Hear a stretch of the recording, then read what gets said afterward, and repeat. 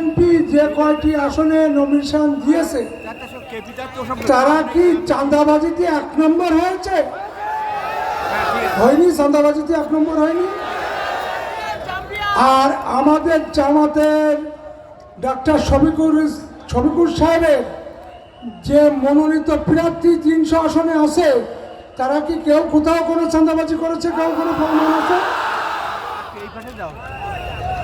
আমাদের জামাতের কর্মীদের কোন একটা ক্লেম আছে বলতে পারেন? আমি 2003 সালে জামাত ইসলামে যোগদান করি অধ্যাপক মিয়া গোলাম পরের হাত ধরে।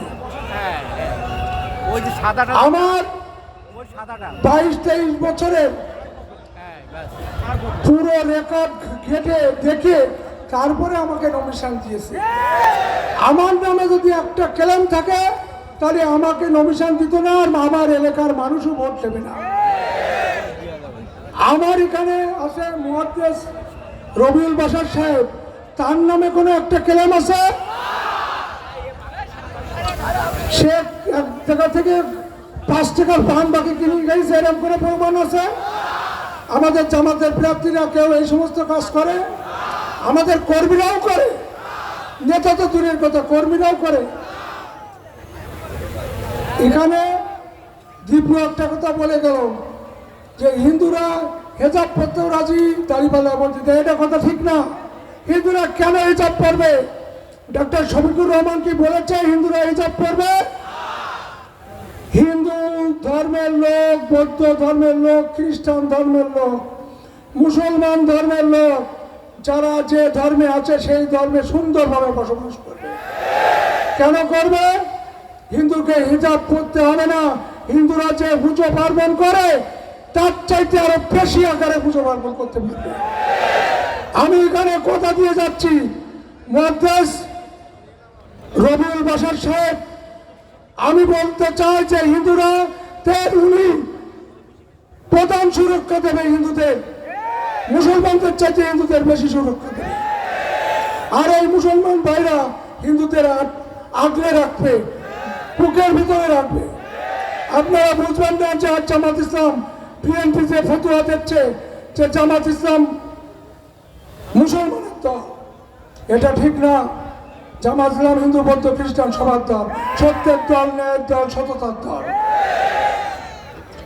এই দলে হিন্দুরা মনে করে যে বৈষম্য থাকবে। ভাই, আমার নাম কৃষ্ণ নন্দী, আমি বাংলাদেশে হিন্দু প্রার্থী একজন। আমার যদি মনের বল না থাকতো আমি এই জামাত ইসলাম করতাম না। আপনারা নিশ্চিত থাকবেন, এখানে হিন্দুরা যেভাবে আছে, আমি খুলনার ছারকেট হাউস ময়দানে বলেছিলাম হিন্দুরা থাকবে জামায়াতের দেশে। আপনারা একবার এই জামাত ইসলামকে ক্ষমতায় এনে দেখুন যে আমরা আর ভোট চাইতে যাবো না লোকের কাছে, চাওয়া লাগবেও না আমাদের। মানুষ আপন ইচ্ছায় ভোট দেবে আমাদের। সারা বাংলাদেশে আপনারা জানেন যে সারা বাংলাদেশে একটা দাড়িপাল্লার একটা গণজোয়ার উঠেছে। এই জোয়ার কোনো মতেই থামানো যাবে না। আর আপনাদের এখানে যারা প্রার্থী আছে বিরোধী দলীয়, তারা তারা তারা চাঁদাবাজি করুক আর না করুক, তার পাশে যে লোকগুলো বসে থাকে তারা আপনারা ভালো করে দেখেছেন যে কত চাঁদাবাজ। 5ই আগস্টের পরে মানুষকে কিভাবে নির্যাতন করে চাঁদা দিতে হয়েছে সেটা মানুষ, এখানকার মানুষ 12ই ফেব্রুয়ারি নির্বাচনে মুহাদ্দিস রবিউল বাশারকে 2 প্রার্থীর চাইতে ডবল ভোট দিয়ে প্রমাণ করে দেবে। সারা বাংলাদেশে দাঁড়িপাল্লার একটা জোয়ার উঠেছে, সেই জোয়ারে বিএনপি আলাদা ধাক্কা লেগেছে, বিএনপিদের ধাক্কা লেগেছে। বাবা, তোমরাই নির্বাচন করার জন্য প্রধান উপদেষ্টাকে লন্ডনে ডেকে নিয়ে গেলি, তাই বললে ফেব্রুয়ারি মাসে নির্বাচন দিতে হবে। আমাদের জামাতের কেউ নেতা তো বলেছিল না ফেব্রুয়ারি মাসে নির্বাচন দিতে হবে। এখন ফেব্রুয়ারি মাসে নির্বাচন দেওয়াতে তোমরা পিছাতে যাচ্ছ কেন? 5 তলার মাটি নেই তোমাদের, এই জন্য নির্বাচন পিছনের পায়তারা করতেছ, নির্বাচন বানচাল করা পায়তারা। এই বানচাল করা যাবে না। 12ই ফেব্রুয়ারি নির্বাচন মানুষ সুষ্ঠু ব্যালটের মাধ্যমে প্রমাণ করাই দেবে যে সারা বাংলাদেশে দাঁড়িপাল্লা একটা গণজোয়ার উঠেছে।